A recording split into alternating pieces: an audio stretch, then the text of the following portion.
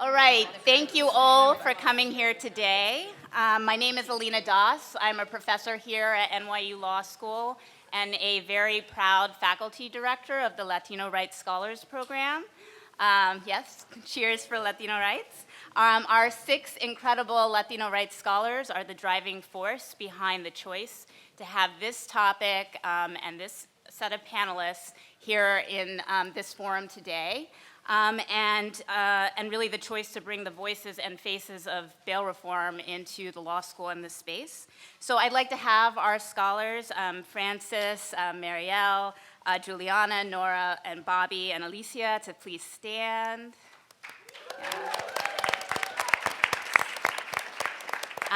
Thank you for your leadership here and the leadership of many of you here at the law school. For your commitment to serving Latino communities and other communities of color who are so disparately impacted by the issues that we're going to talk about today. So to have these conversations, we recognize, and all the panelists we've had discussions about this, recognize that it was incredibly important to ground this conversation in the real context, the real lives, the real challenges that people are facing. And so perhaps no person's story more poignantly captures just how high of a price we pay when we fail to value human freedom than the story of the young man whose picture is flanking our panelists here today.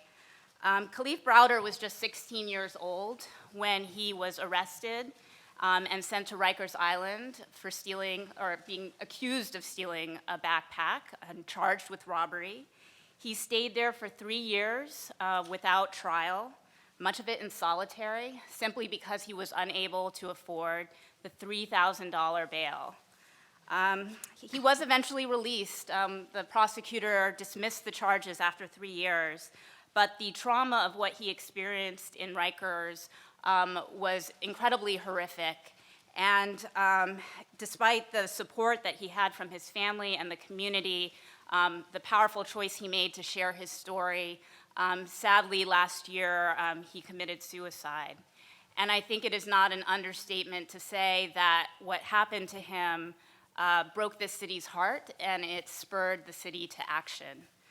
Kalief's story is tragic in so many ways, but in no small part because the trauma that he experienced is a predictable and completely preventable result of our criminal system's failure to value human freedom and human dignity, particularly for those who are accused of committing crimes. And to consider that 12 million people each year are booked into jails, into a system that we know is set up so that poor people, particularly poor people of color, have no hope of experiencing equal justice under the law. Now, the criminal system is not the only system that shares this kind of view of human lives and of freedom. As an immigrant rights attorney, I've seen this through the lens of the immigration system. For the better part of my career, I've worked for immigrants who are facing mandatory detention, being locked up without even the right to bail. And I see how bail reform can play an incredible role. The Immigrant Rights Clinic, which I co-teach, had a victory last year with the Brooklyn Defender Services and the ACLU that ensured that immigrants in mandatory detention do now have the right to a bond hearing in the Second Circuit, at least, within 6 months of their mandatory detention. Now, this ruling was really accomplished through the courageous work of our client and what he struggled through. Alexander Laura, a longtime lawful permanent resident who's resided in Brooklyn for most of his life with his family, who was detained while he was placed in deportation proceedings for an old drug conviction that he received 4 years prior that he didn't get any jail time for, but he was detained for nearly 6 months without a bond hearing, even after his young son was placed into foster care. And his courageous fight and those of his attorneys and supporters and his family allowed him to not only receive a bond hearing finally, but to establish a rule that made that possible for scores of other immigrants. And as groundbreaking as this decision was, it really astounds me still that we live and operate in a system that contemplates locking a person up for even a single day, let alone 6 months, without the right to a fair hearing. And even when that fair hearing does come, it is set up in a way that the only people who can actually achieve freedom are those who can afford it. So to discuss these issues with a particular focus on a lot of the groundbreaking work that's happening right here in the city, particularly in the criminal system on bail reform, I am very happy to introduce you all to our incredible panelists. So here to my right, we have Robin Marr, Deputy Director of the Criminal Defense Practice at Bronx Defenders. Then we have Khalil Cumberbatch, Manager of Trainings at Just Leadership USA.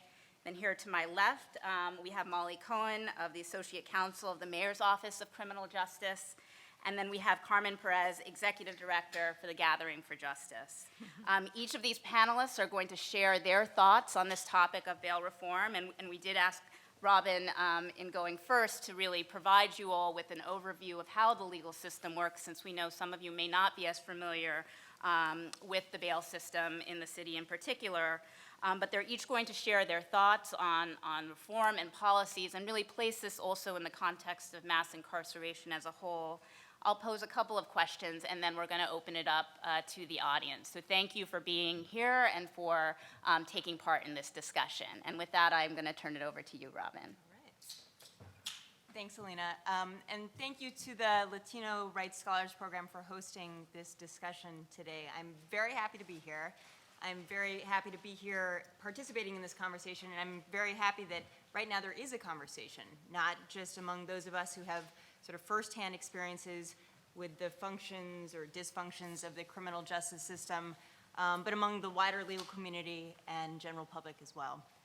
So as a defender, my perspectives on the bail system as well as the potential for new reforms are shaped by my experiences representing my clients in the Bronx. And I'd like to start by telling the story of one of my clients. So I represented a 16-year-old, and I will call him Jovan. Jovan was a high school sophomore. He lived with his mom in the Bronx. He had no criminal record. He had no history of warrants of failing to appear in court. And he was charged with carrying an illegal pocket knife. There was no allegation that he had used the knife or threatened to use the knife against anyone, simply charged and arrested for possession. The arrest itself was an arrest that arose basically out of an illegal stop and frisk encounter where the police had searched him without sufficient legal justification. And so Jovan was arrested, and when he was brought to the courthouse, he was assessed using a risk instrument that suggested that if he were released, he would come back to his subsequent court dates. Unfortunately for him, he already had a case that was open and pending in the Bronx. And so the judge that day, the judge in arraignments, even though he had made every other appearance on that open case over the last several months, she set $500 bail on him.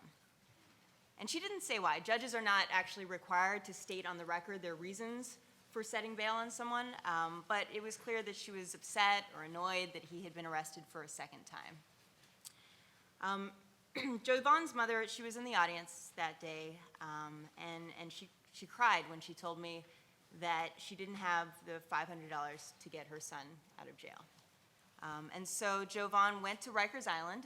He went to the youth facility at Rikers Island, a notoriously dangerous and gang-infested place. And as my young clients tell me, you get there on the first day, they steal your shoes, and then they steal your PIN number for your phone account, and it just sort of goes downhill from there.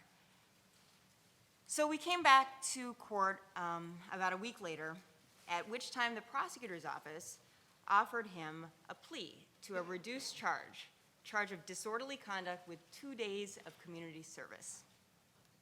And so we took that plea right then and there and resolved the case. And I remember his mom waiting for hours on the street outside of the courthouse, waiting for him to be discharged from custody because it was winter and he didn't have a coat. And so in the end, Jovan, he missed a week of school and instead spent that week hanging out with the gangs of Rikers Island because his mom didn't have $500.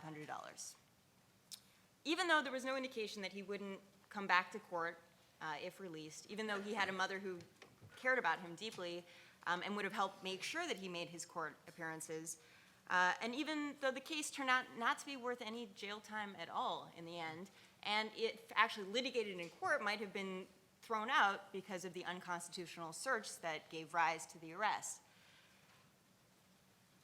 So there's Jovan, and there are countless others like Jovan in the New York City court system. People who are held in jail on low charges and low bail, and the result of being held in jail on bail that you can't pay is that you are more likely to end up having to plead guilty. You're more likely to end up receiving a sentence of jail time than if you were released. You're more likely to be sentenced to longer amounts of jail time than people who are released. And this makes sense because pretrial incarceration or detention is an incredibly coercive situation. Oftentimes people end up being offered plea bargains that are the equivalent of time served at some point in their case. In other words, just say that you're guilty and you can get out of this cage today. And most people find that pressure unbearable. They plead to get out. They plead to go home, to return to their families, to return to their communities. The consequence of being held in jail, those consequences go far beyond the actual case, though. It can result in missing school, as with Jovan. It can result in losing a job, in losing your housing, in disruption to your family situation, in exacerbation of physical health issues, mental health issues, in the creation and solidification of gang ties and affiliation. The list of how pretrial detention hurts people, damages them, and breaks them is very, very long. So I'd like to back up for just a moment and very briefly give an overview, sort of in broad strokes, of the bail statute, the law of bail in New York. So the purpose of bail in New York, the only legal purpose for setting bail in New York is to ensure that a person returns to court. In New York, unlike many other jurisdictions, our legislature has decided that judges shouldn't be trying to engage in the practice of predicting who's dangerous or who's a risk to the community in setting bail. Judges are only supposed to consider what will make sure that this person before them comes back to court until the end of their case. And the law sets out 9 different factors for judges to consider, and they include things like a person's financial resources, their prior criminal record or history of warranting, their ties to the community, the sentence that they would face if they were convicted of the crime that they're being accused of. Judges have the option to ROR people, which stands for release them on their own recognizance. They have the option to set bail, or in some cases, in the Bronx usually, this is only for a few like murder cases, they can remand the person to custody without an option for bail. If a judge does set bail, they can designate a cash amount, they can designate an amount that they would have to pay through an insurance company bail bond. They can set a credit card amount if the bail is $2,500 or less. They can also use options for partially secured or unsecured bonds.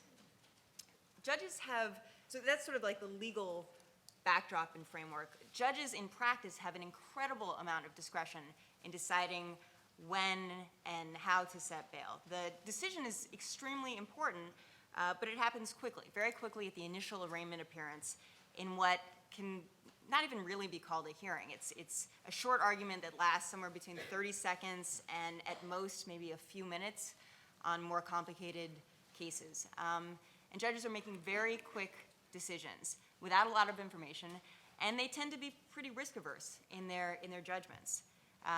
Judges are routinely pilloried in the press, in the media, for releasing people, RORing people who are charged with unpopular offenses, crimes related to domestic violence allegations or drinking and driving. Recently, a judge actually said to one of my colleagues in court during an off-the-record bench conference, she said to her about one of her clients, "I'm sorry I can't release your client. I was just criticized in the paper for releasing another defendant. You should appeal this decision." Really? Like, what is the point, right? And I think even beyond that, the sad reality is that a lot of our judges aren't themselves completely familiar with the bail law and haven't learned the process for setting bail other than cash or insurance company bail bonds. Sometimes if we ask for judges to consider setting an unsecured bond, which doesn't require cash up front, in the Bronx, the response is, I'm not familiar with that. I don't do that. So I will end my initial remarks by suggesting that the problem with bail and with unnecessary pretrial detention isn't really the law. The problem is how judges choose to follow or not follow the law. There are a lot of ideas, a lot of very sort of creative solutions recently for how to fix the system, or essentially how to correct for judges who are setting unnecessary bail. We have things like programs like supervised release or charitable bail funds. But really, I think the short answer is that judges can and should release more people. Thank you. No pressure. Well, thank you for the organizers and Alina for pulling this panel together. It's really important that this is a crucial time in our society's history, but more importantly in the efforts around criminal justice and immigration reform. So it's a very timely conversation. Thank you. So as Alina mentioned earlier, my, I guess, quote unquote official title is Manager of Trainings at a national non-for-profit called Just Leadership USA. It was founded by a formerly incarcerated national criminal justice advocate named Glenn Martin, based on the premise that those closest to the problem are closest to the solution, but yet farthest from resources and power to make change. And so I helped to manage a leadership training program. But in the context of this conversation, I want to start by saying that I'm a survivor of the criminal justice system here in the city, here in New York State, and also from immigration detention. And I sit here today sharing my story because I want to start by saying up front that the outcome that I'm going to share with you is very exceptional. And we should not get lost in the fact that it's very exceptional. We should be angry at the fact that it's very exceptional, because the reality is that I'm not exceptional. The reality is that I've had access to exceptional resources and I've had access to exceptional opportunities, but in my opinion, those are the same opportunities and resources that many people, including the young man whose face is on this screen, should have been given before his life was taken from him. So in 2002, I committed a robbery with a firearm of 2 white women in uptown Manhattan. And I tell my friends all the time and people that I talk to about my story that it wasn't necessarily what we took, it was who we took it from. Because the judge made it very clear the fact that 4 young men of color came from a very impoverished part of the city to actually commit a robbery in what is considered to be a well-to-do part of Manhattan. And I was subsequently sentenced to 11 years in prison as a first-time felony offender, someone who had graduated high school, someone who had tremendous amount of community ties and support, but yet and still the judge made it his business to make a point with me and my co-defendants. In my case, I was very fortunate to get bail. My bail was set at $10,000. It was my family was able to pay that through an insurance bail's bondsman. And I was out on bail for approximately 10 months on my case. And in those 10 months, I was able to work. I was able to stay with my family. I was able to make preparations for the fact that I was going to be facing some prison time. And at the end of the 10 months, I ultimately ended up back in the system. I ended up getting my criminal appeal was ultimately won, and I ended up getting a time reduction. And I was released early in 2010 after serving 6.5 years in the New York State prison system, and came home and pretty much started to do what anyone coming home from prison wants to do. They want to rebuild their lives. And I was very fortunate to overcome many barriers that come with a felony conviction. I had a strong family support, and I had, more importantly, I had a promise to myself to rebuild a legacy for myself. I felt like, had I left that earth the day I left prison, that the legacy of who Khalil was not one that I would be proud of, and I really wanted to leave one that when my kids heard of who their father was, that they would be proud. And I hadn't felt that I had done that up until that point in my life. And so I did as much as I could. I completed my undergraduate degree in 2 years. I went on to complete a graduate degree in 2 years. I worked almost my entire time and was very fortunate. And after being home for 4 years and successfully completing community supervision, AKA parole, I got a knock on the door. It was 7 o'clock in the morning, and it was Immigration Customs Enforcement officers standing at my door telling me that they were there to arrest me because of a felony conviction which to that point was was well over a decade old. And so they arrested me, dragged me out of my home in front of my children, in front of their classmates, and in front of their teachers, because their school is not that far from my home, and put me back in a system whose main purpose is not to identify you as a human being. Its main purpose is to find a way to enact some type of risk assessment on you, or to enact some type of supervision on you to make sure that you're going to come back to court. But what's ironic is that despite everything that I had built over the last 4 years, the judge, in a very similar fashion, told my family the same day that it's very unfortunate, but I can't release, I can't release your husband, your family member, your community member, for the sole fact that I had a specific type of felony conviction, which in terms of immigration policy, and this may be jargon familiar to some in the room, was considered to be an aggravated felony. And in terms of immigration policy, it put me right at the top of being, in terms of being detained and ultimately almost being deported. And this was a 5-month journey, and through the work of many advocates, well over 150 advocates and resources and everything that came with that, including Alina, who helped my family in the beginning of my immigration process, I was ultimately able to win my freedom. The government basically exercised what is called prosecutorial discretion, and they basically said that despite the fact that you have this type of conviction, we feel that you are the type of person that we do not want to deport, and we actually want you in our communities, continuing to do what you have been doing. And so I was released in October of 2014, and then 2 months later, I received a pardon from New York State Governor Andrew Cuomo, which relieves the majority of consequences that come from my criminal conviction, including immigration consequences. So every time I tell that story, I tell it with a bit of disdain. To be honest with you, I tell it with a bit of survivor's remorse, because I know for a fact that there are many people just like Khalil. I know that when we talk about reform, this conversation about nonviolent offenders is one that is so easy to get attached to, but the reality is that that any reform that is being proposed, even some of the most quote-unquote progressive, still would have not benefited this young man's face, this young man on the screen, because he was ultimately charged with a quote-unquote violent offense. So let's just keep that in mind, because a lot is done in his name, but the reality is that he would not himself would have benefited from some of the reforms proposed. So if I had to talk to a judge, if I had to say something to a judge that would hopefully push him or her to view the people that they're looking at more humanly, I would say that I stand in front of them as someone who at one point committed a violent felony offense with a firearm. And I also stand in front of them as a father, as a husband, as a community member, as a professor, as an advocate, as someone who considers himself to be a humanist. And all of those factors are something that I would hope that someone would take into consideration way more than the one offense that I did when I was very young and very stupid, and had since made a bunch of very well thought out and progressive decisions.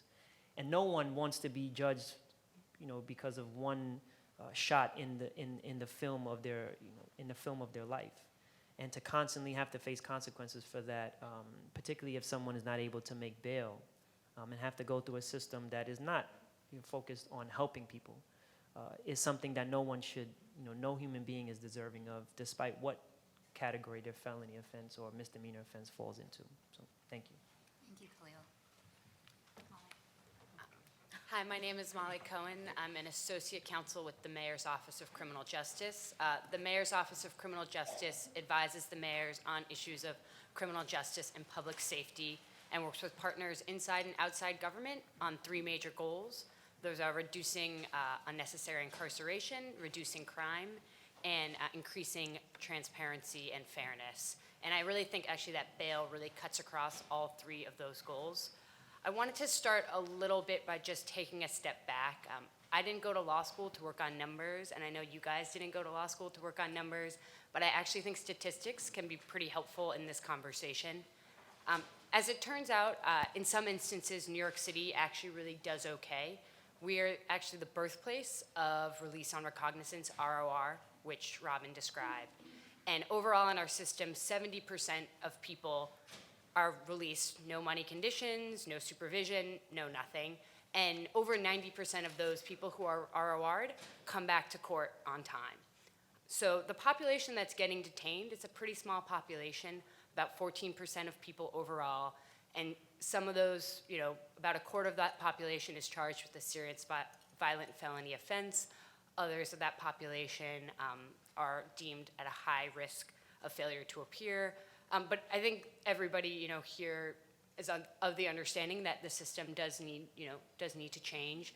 I think one of the important things to remember is because New York City is so big with 350,000 arraignments and 47,000 people detained on bail, even a small percentage point, can really add up to a major injustice. And to that end, the administration is committed to working on issues of bail. There are two main reforms that I want to talk to you about. The first one, Robin discussed briefly in her conversation, but it's the supervised release. It rolled out on March 1 through a great effort of everybody in the criminal justice system really came together. Judges, defense attorneys, DAs, court administration, community service providers. And so the goal of supervised release is it's really aimed at sort of the mid-level defendants. It's those who are high risk enough that they're not just going to be released on their own recognizance, but those that are low risk enough that they can be safely supervised in the community. It came out of a pilot program that was highly successful in Manhattan and Queens, and it's now rolled out to all 5 boroughs. The goal is to eventually have 3,100 people enrolled in this program. It's a relatively light touch. People have one text message one phone call or meeting per week with a community service provider, and there are also referrals, voluntary referrals to other service providers, whether that's mental health or employment or benefits. The eligibility for right now is misdemeanor and nonviolent felony. People charged with misdemeanor or nonviolent felonies with some other charge exclusions and exclusions based on a validated risk assessment tool. It's been a huge success so far. Over 250 people across the city have been enrolled since March 1st in a month and a half. And that's 250 people that would otherwise have been detained for a day, a week, or their entire time pretrial on Rikers. And I think it's really just a measure of how much people in the system take this issue seriously and are willing to really get on board with this new program. The other reform that the mayor's office is pushing really across the system is a move to a more risk-based system rather than just a risk-based system, and particularly in bail and pretrial, this is a really important shift. So right now, New York is one of only 3 states where judges are not allowed to consider the dangerousness of a defendant pretrial. The mayor, in October, you may have heard, came out in favor of adding dangerousness to the bail statute. We think this is important for a number of reasons. Right now, if dangerousness is being considered, money is being used as a proxy for dangerousness, which really creates distortions on both ends of the spectrum. For those who may legitimately pose a risk to public safety, a judge may set a high bail, but people can and do make high bails all the time. 20% of people who have bail set over $100,000 will make it at some point during their detention, and that may just be somebody that we don't think is safe to walk on our streets. And then obviously on the other end of the spectrum, a judge may look at somebody and for whatever reason, maybe they look shifty or, the judge is having a bad day, may feel like, okay, this is somebody who I think may pose a risk and set a low amount of bail, maybe $500 or $1,000, and then that person will end up being detained. Adding dangerousness and using a risk assessment tool is something that can work. We've seen it work in our own city. In the juvenile context in 2008, the city created a risk or the state created a risk assessment tool, required judges to use it. In juveniles, there's no money bail, but it's the same release detention decision. And after the tool was introduced, judges were really using it, they were looking at it, and overall, we saw a reduction in rearrests as well as a reduction in detention. And this was particularly important for low-risk use, who before there would be about a 24% chance that low-risk use would have been detained, and afterwards it was only a 9% chance. And in other jurisdictions, we've seen a similar results where dangerousness risk assessment tools are used, overall detention goes down, as does rearrest and recidivism. Other sort of issues, just a little laundry list that the mayor's office is currently working on with regards to bail. We have our bail lab where we're trying to make it easier for family members to pay bail. Right now, it can be an onerous process involving many hours, trying to work with the court system and corrections just to make it easier for family members, providing more information for them. Working with partners at Vera Institute of Justice to promote alternative forms of bail. As Robin was saying, there are 9 forms of bail authorized in our statute, but you might not realize that from sitting in arraignments. Working with the Speaker, Melissa Mark Viverito, to roll out the citywide bail fund. And lastly, coming to events like this and trying to crowdsource ideas. So if people have ideas for what we should be doing that we're not doing, we're all ears and would love to hear it. Thank you, Molly. So good afternoon, everyone. How's everyone doing? My name is Carmen Perez. Well, first of all, I want to thank you, Alina, and the rest of my fellow panelists, and also the Latino Rights Scholarship Program and the different Latino scholars. I used to sit at the end of the table where you guys were back in the day, so I really hope you guys are inspired to see kind of like a younger panel here, because we were sitting listening to other individuals who also had similar stories, those that were working within the system and then also those that were impacted by the system. And so I wear multiple hats. I come from a family with a duality of a victim and an offender. I have a brother 14 years older than me that had been in and out the system. So at a very young age, I became Miss Perez. And I learned how to bail my brother out. And I used to also remember picking him up when I was about 18 years old, when he would come out of jail. And my brother really didn't necessarily need to be incarcerated. What he needed was services that were not necessarily available to him. And then at the age of 17, I had a sister who was 19 years old, buried on my birthday. And so we navigated the system as victims, and we really didn't know what we were going through at the time. But I learned restorative justice from my father. I didn't go to law school, and I didn't study criminal justice. I actually studied psychology at UC Santa Cruz in California. But I learned restorative justice from my father when he said, "I can't take another mother's child away from them." And at the time, being 17, I was like, what? Like, he needs to go to jail. And I didn't really say it like that. I probably said it with a lot more anger and emotion. But I've been in the field of criminal justice for 20 years now, and I initially started as a youth advocate and a community organizer creating detention alternatives. And I really applied a lot of what I experienced as a young person in Southern California to the programs that I created for young people. And so when Molly talks about bail and the same type of, I guess, risk assessment that is used on young people as it is in adults, what I will say is that New York State's criminal justice system is extremely flawed. We could talk about all these reforms that are happening here, but there are models in the nation where there are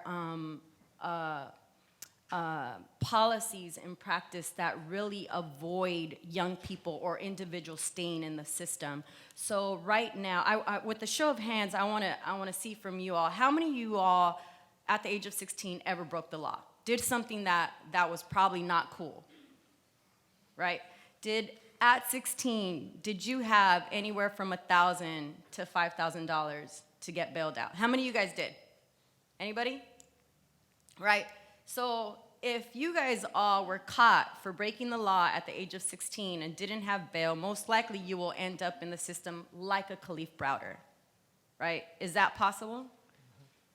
Okay, so I just wanted to get that type of understanding from you guys, and I only say that because I want you guys to hold on to that. Hold on to the time when you were 16 years old and you may have done something that wasn't appropriate, but you didn't get caught. And I say that because a lot of the people who are sitting at the table making decisions about the lives of poor people have never put themselves in the shoes of those individuals, right? They make policies that criminalize certain types of behaviors. And if we look at where people are being incarcerated, right, the majority of the individuals that are incarcerated at Rikers or any of our prisons upstate, they are coming from impoverished communities. And so I know at 16, I didn't have $500. I don't even think I had $5, right? Like, I don't know if I had that much money, but I did have a job, I will say that. But I know that I would have been a Kalief Browder. That would have been me. But there was people who invested in me. And that's my role in this whole kind of landscape of the criminal justice system, is to invest in people.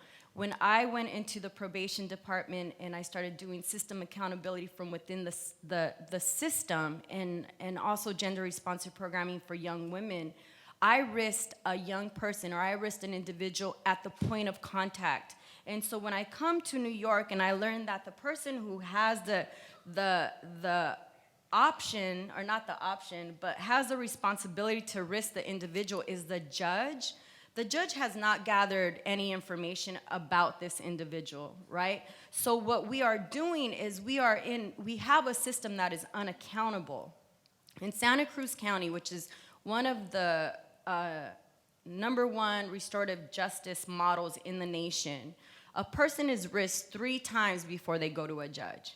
They are risked, and you guys all understand what the risk assessment is? Yes? No? Should I explain it? Okay, yes. Cool. The risk assessment is an instrument, it's a tool instrument that is used to determine whether or not you are a flight risk, whether or not you are a risk to yourself or to the community. So basically it determines if you have had a prior offense, and also what the offense that you are being allegedly accused of, right? Whether it risks high enough, and so it's on a point system. Whether you have a church, whether you've gone to school, whether you have a job, whether blah, blah, blah, blah, blah, right? That's what the risk assessment does. And it's supposed to be objective, right? Not subjective. So some people look at you and be like, whoa, I don't know about that person. They look like they might be a risk. So we're gonna keep them here, right? So it's supposed to avoid that type of assessment, right, or perception of an individual. But when at intake, the point of contact with an individual in Santa Cruz, you are assigned an intake officer that will come and do the risk assessment on you. We'll ask you a series of questions. We'll look at the police report. We'll then make some type of connection to, look you up in the system, see if you have a prior. So now you have a checklist, right? Oftentimes, after the DA may say, hey, well, you know what, this person doesn't really look like that allegation. You know what, that allegation of stealing that backpack doesn't kind of sound right, because nobody really determined, they never caught him with the backpack, so I'm gonna lower the offense from a felony assault to maybe a misdemeanor, right? Or robbery. So now the points go lower. So that is the DA's, the district attorney, or the ADA's determination. Then you go and you see a probation officer. So this is all happening within 24 hours, because that's a system that is accountable. Because we're working with policy institutions that are coming in and saying, hey, your data kind of looks a little messed up. And some of these people that you have in here should not be in here, because they really don't risk high enough. But when you have a judge determining whether or not a person risks high enough we never know when a person's gonna see a judge. How many days did it take for Kalief to go in front of a judge? Anybody know? I know Jules knows back there. No? But sometimes with a system that's not accountable, you are spending days, and studies show, right, that if you are booked into a detention center, a jail, or a prison, you are more likely to be at risk yourself or become a person who picks up new tricks. And so a lot of the work that I do is around system accountability, is around building task force or coalitions of criminal justice experts, those that are formerly incarcerated, those that are victims, or those that are families, to come together to really dissect every single step of the system as to how we could reform it. And so I kind of want to give you more of an idea of what happens on a national level, because looking at New York City, bail is set for approximately 55,000 defendants each year. 55,000 people. And half of them who are charged with low-level offenses, such as misdemeanors and violations, right? But if we look at the numbers, again, they are coming from where? Bronx, Queens, and Brooklyn. They're not coming from Manhattan. They're coming from impoverished places. And right now, our organization is working with the NYPD 12. These are 12 officers that have come forward to talk about the racist quota system, to fight against it, right? And one of the things that they have said to us is that they are being told to target poor Black and brown young people. So when we talk about reform, we need to be realistic about the racist institution, right? We need to really talk about some of these politicians that will run on campaigns to reform the criminal justice system, but when they are in place, they no longer are really invested in creating alternatives to incarceration. And so for us, it's really about looking at the models and putting them into place and reminding people like yourself, right? Because I never studied criminal justice. I didn't know anything about the law. I went into the probation department, and it was because I knew, and I remembered being one of those people. I remember people giving me opportunities, and provided opportunities, individuals will actually do well, right? But I wanted to remind you all, as you go into your careers, just to remember of the moment that you made a mistake, right? And also who you're representing. But that's all I want to say. Thank you. Thank you. We're going to move into questions, but I want to just have everyone thank our panelists for their incredible work.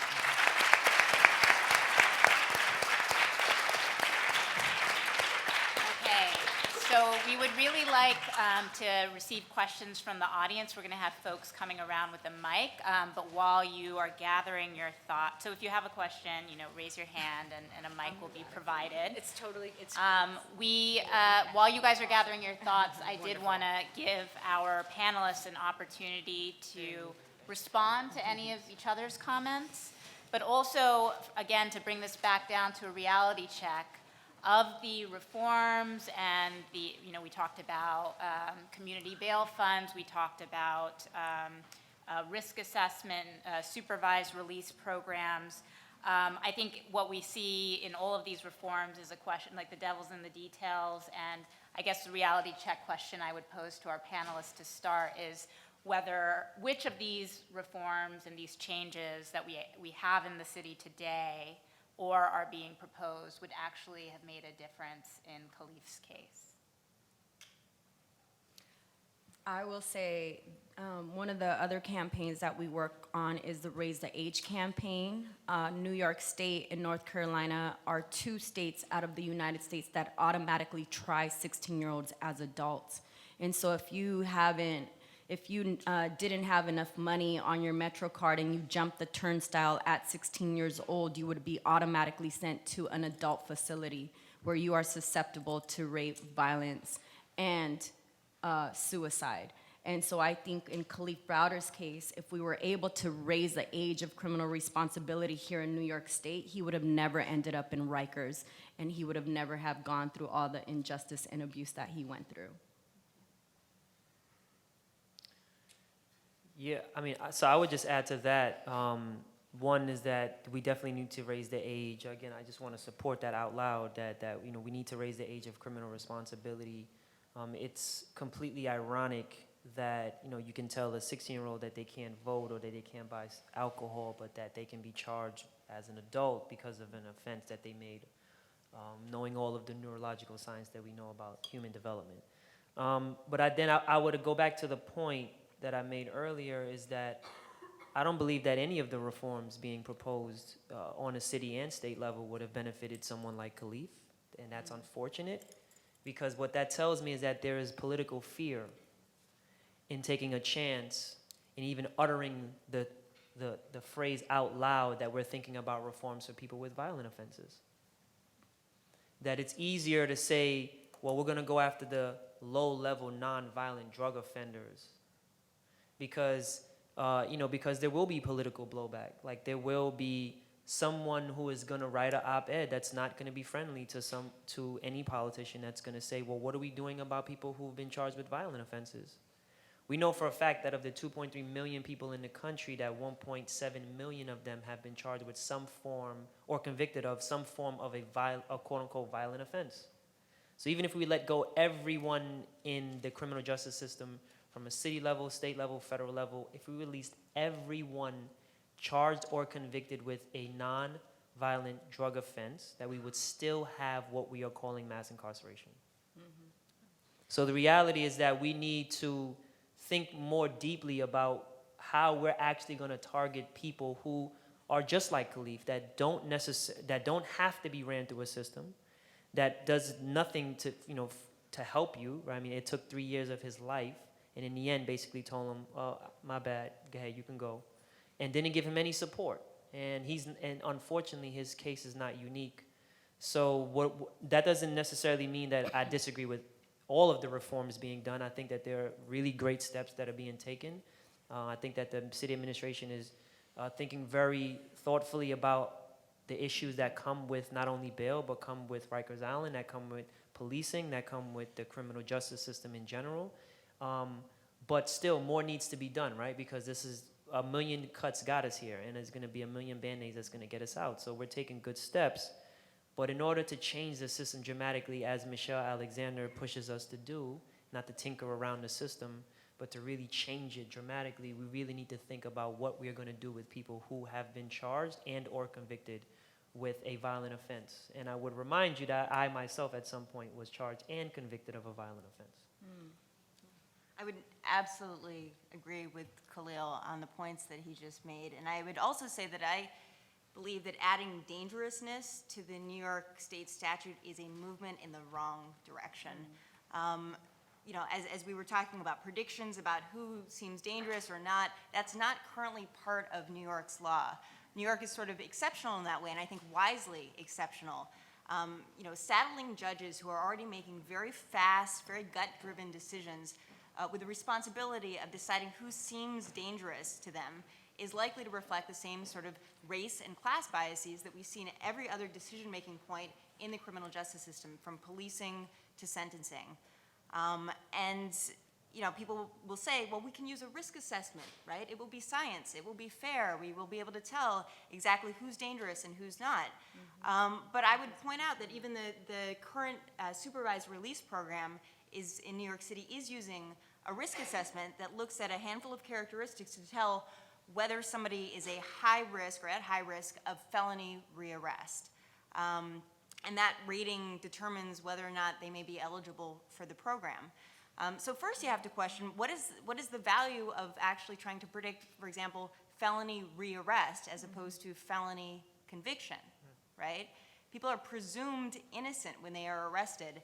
And in fact, there was a recent New York Law Journal article citing two statistics in the Bronx that showed that 31% of felony arrests in the Bronx end up with an acquittal, a dismissal, or an adjournment in contemplation of dismissal, like a delayed dismissal.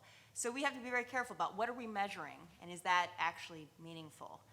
There's another question of what does it mean to be high risk, right? This isn't a term that has some sort of objective, independent meaning. In the current supervised release risk assessment, the high risk group actually has a very, very small risk of being rearrested for a violent felony offense. By the city's own statistics, it's about a 5% rearrest rate. So is being part of a group that has a 5% rearrest rate, is that high risk? What about 4%, right? In any other part of our criminal justice system, a system that sets the highest burden of proof, right? Proof beyond a reasonable doubt, because we care about liberty so much, right? That is the highest value in our system. presumptively detaining people for a 5% risk of being rearrested seems to really flip those values on their head. And another concern is that even if you are using some sort of validated risk instrument, you're potentially perpetuating and sort of amplifying existing inequalities in the criminal justice system. So socioeconomic factors like not having a working telephone number or not having on the books full-time employment, in the risk assessments, you lose points for that, right? That's counted against you. And your risk level also jumps up if you have a so-called warrant history. Warrants can be issued because somebody doesn't have the money to pay a $25 fine, right? Also, prior contacts with the criminal justice system. That will increase your risk level in these risk instruments. And so in a lot of communities, in heavily policed communities, like in the South Bronx or part of Brooklyn, you can literally be a mailman doing your job, right, and find yourself in contact with the police. And so it's just not really a fair or meaningful basis for making these judgments or setting bail on people. I obviously respectfully disagree with what Robin said. I think the vast majority of low-risk people should be released, but some small percentage of high-risk people need to be detained, and we think that scientifically validated risk assessment tools are the best way to determine who those people are. Yeah. And in terms of Khalif, with the reforms announced, have changed the outcome So, of this case? Great question, difficult question. I think one of the things that would have at least impacted his case is work that we have going on right now in case processing, because actually one of the issues that happens is not just that people are detained on Rikers, but rather that it can take a long time for a case to come to total disposition, and so the amount, you're detained pre-trial, a time where, as Robin rightfully says, you're presumed innocent, can sort of go on for longer than we might think is ideal. We have a big initiative called Justice Reboot that's looking at trying to first tackle cases that have been going on longer than a year, and then also just working systemically, bringing together all the different system actors to try to really bring cases faster, move them along, and just get at the heart of case delay. It's not something I work on, but if you're interested in it, we have some really brilliant people in our office tackling it day in and day out. Great. And so would someone, and again, okay, now please raise your hands if you have a question, and we'll bring a mic to you. Would he have been eligible for supervised release under the newly announced program? He would not have. He would not be. Yeah. He was charged with robbery in the second degree, which is considered a violent felony. He was arrested with another person, and under New York state law, when two people are arrested together, you have an acting in concert robbery, and that bumps it up to a violent felony. So even though he was 16, even though it was a backpack, even though he was presumed innocent, even though the case was dismissed, he was charged with a violent felony. He was also actually remanded on a Right, he had violation a- of probation. He had a, yeah. So he, even if he had the $3,000, wouldn't have been able to get out because the arrest on the backpack case triggered a violation of another case that he was on probation for. So he would not have been eligible for supervised release or even release if he had the money. All right, let's start over here. Oh, sorry, can you hold on for the mic because it's recorded and that's the only way we'll hear. Hi, this question is for Ms. Cohen. So I assume that you don't think that the risk assessment tools are perfect. So can you think of any ways that the tool may address some of the concerns that, I can't see her name, Miss Robin. That Robin brought up? Meaning, how can the tools be improved, or sort of? Right, like, so she gave the example of someone that doesn't have a job on the books, for example. Absolutely, yeah. And so, two answers to that. There are different types of tools. Some of the tools work on ask interview questions. So, do you have a phone number? Do you have a job? Which, by the way, it's actually not a job. It's do you have full-time activity? Child care counts, going to school counts, even just picking up a sibling from school counts. I think there may need to be there's always got to be a tinkering in terms of how the questions are asked. So that's one form of tool. There's also a tool that looks at static factors, which is just looking at your criminal history. So do you have any warrants out? Do you have any, what's your criminal history like? Recent charges, felony offenses. Those are just two different ways of looking at tools. We're actually currently in the process of redoing our tool and looking across the country at best practices. There are a bunch of different tools out there trying to see, you know, sort of which tools are going to get us the best results for our city. Does that help answer? Sure, but does the tool in any way rank the severity of, say, the felony offenses or the misdemeanors themselves? Does it have an independent way of ranking that? Can I add something? I think that it's the way in which the instrument is used, and you know, I had mentioned, you know, using it at different levels that then reduces the point system, right? And I think it also needs to be complemented with like positive alternatives and referral systems outside of the system. And I don't necessarily know if that's the way in which it's used here, but I think there is a flaw, like Robin was saying, there's definitely a flaw as it pertains to accessibility, right? And again, what I go back to, James Bell from the Burns Institute always talks about we criminalize poor people and we criminalize young people for pissing adults off. So there's just kind of like really reevaluating the way in which we look at the criminal justice system and these different instruments and reforms that are implemented and who has access to them. Thank you. Other questions? Let's see, we will go back here. Oh, sorry, I'm sorry, yes, please, go Hey, ahead. how's it going? I was just wondering if anybody on the panel could comment on any like alternatives to bail entirely, maybe with technology like you know, ankle braces, and then that sort of track people until they actually can have a trial, and then you can sort of confine people more and more based on risk. So like somebody who's at a very high risk might be like confined to their house, whereas somebody who's not determined to be such a high risk would just be like confined to like their city or state. So you had talked about pretrial services, right? So for us in some of the jurisdictions across the country, we have what are called pretrial services, and it's officers are assigned to pretrial units, and they're responsible for interviewing kind of like the people that are coming in. And I hate saying jail inmates, but I'm going to say it for the sake of just being accurate. And assessing them for appropriate court recommendations, but also ankle monitors, the electronic monitoring supervision, which actually is, you know, a lot of people try to do the cost analysis, and it actually does cost less to put somebody out on an ankle monitor, and but it all kind of depends on the jurisdiction. Yeah, so there's a really, really small pilot program currently ongoing with Manhattan DA's office.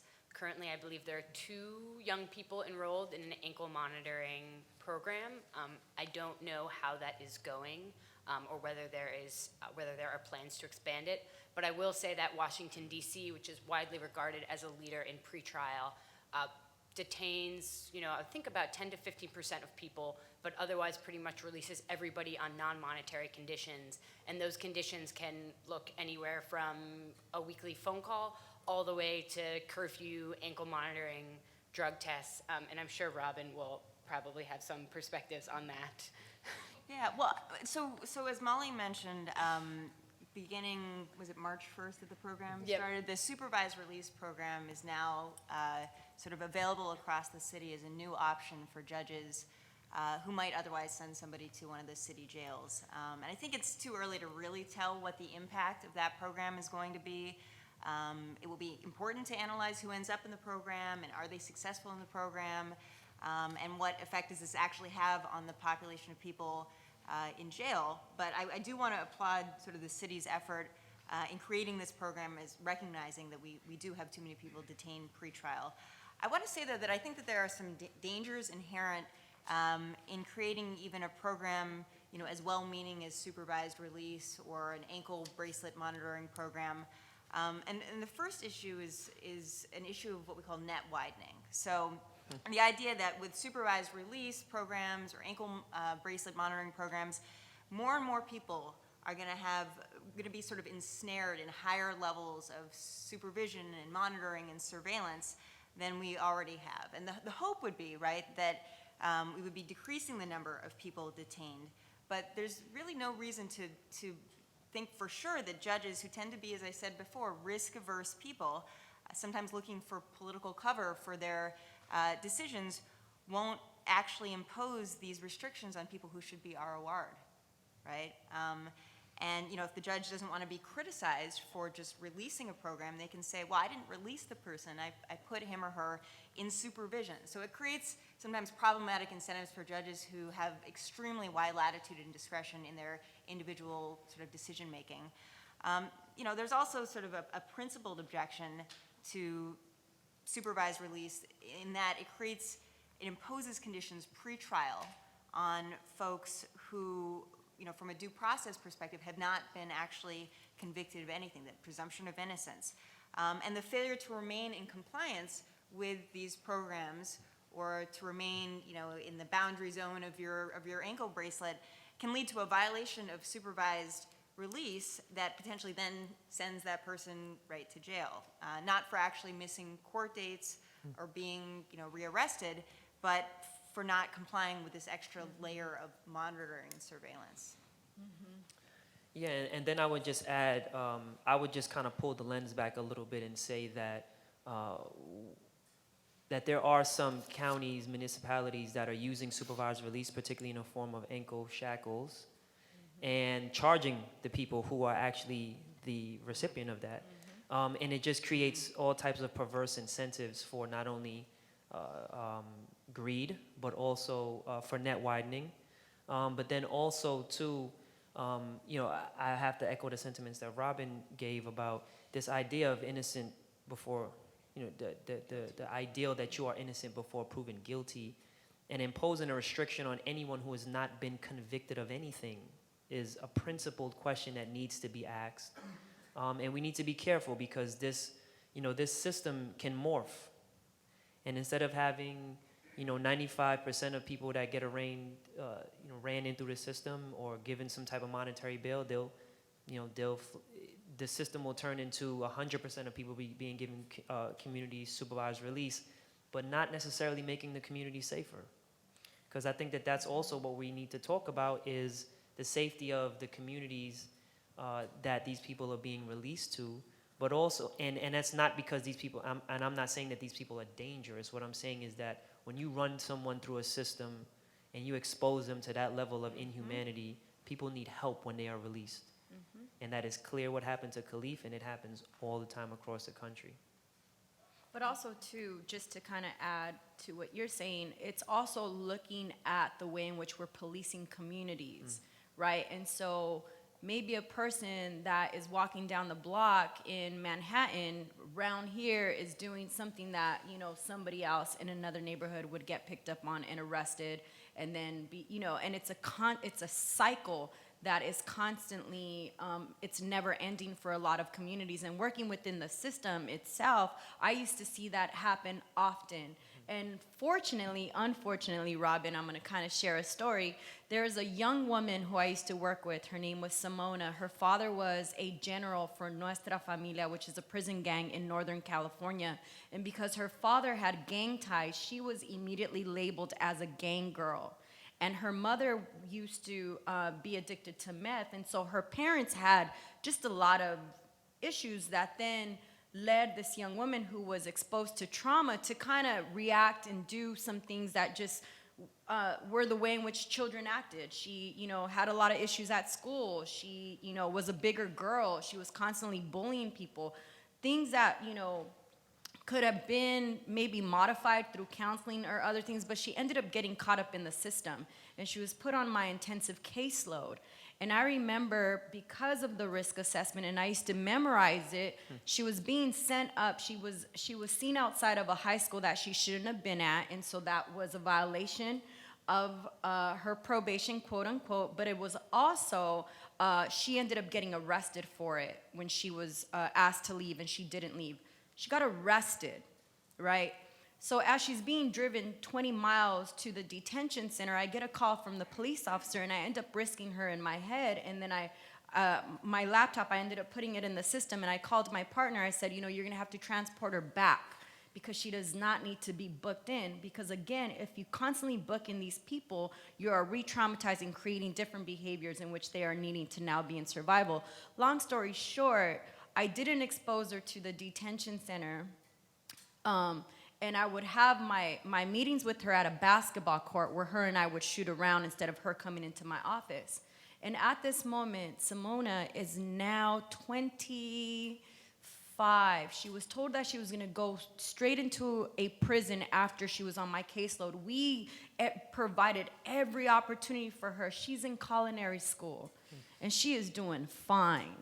So what I'm saying is, like, you know, it's really about the way in which we look at the system. It's the policing that happens in communities, and then the people that they meet when they're in the system. And if we're really able to provide alternatives, then individuals will succeed, and we will stop the cycles that continue to flood our people in this system. Thank you. One last question. Yeah, this is primarily directed at Ms. Cohen, but I just wanted to tell a story. So I was recently in immigration detention in central Alabama doing some work, pretty much a black site. And a corrections officer comes into the room and he's basically crying. And I said, you know, what's going on? And he said, I just got pepper sprayed because part of our training is that if we're gonna have the power to pepper spray people, we get pepper sprayed ourselves. And it made me realize that it wasn't crazy to imagine a justice system where if judges were going to have the power to sentence people to this kind of time, that they would have to spend some of that time themselves. And I just, if you're here crowdfunding or surfing or whatever it is that you're doing, I just want to plant the seed that Love that crowd while, surfing. It's great. while you are thinking about the factors of risk and the factors of dangerousness and policy and pragmatic whatever, to me, lurking in the background is our people also deeply considering what it is that we are sentencing people to. And I feel like, you know, other panelists have really spoken from their personal skin in the game, but I wonder sometimes about the people really in power, really making those decisions, is how much skin have you put in the game, and how much could you, you know, with the moral courage? Because to me, whoever came up with the policy that corrections officer in Edo, Alabama, had to get pepper sprayed, that's courageous, and they're doing it, and quite, to my knowledge, it's being enforced. And so I just wanted to plant that seed. If you have a response, go ahead. If not, totally cool. Thanks.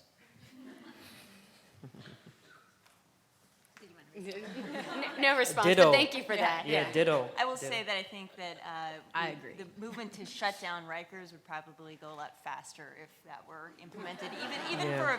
for a night. Well, I think we are just about out of time, and I just wanted to close again with the notation that, you know, you all here in the audience come from an incredibly powerful place in that you are learning about these issues. You have the power to work on these issues. Many of you are working on these issues already. These four individuals do incredible, innovative work. They all work with energetic folks who are willing to volunteer their time and energy, and I hope you will connect yourself to their movements so that we can start to see the kind of change we want to see to affect all of our communities who have skin in the game. So with that, I would like you all to join me in thanking our incredible panelists.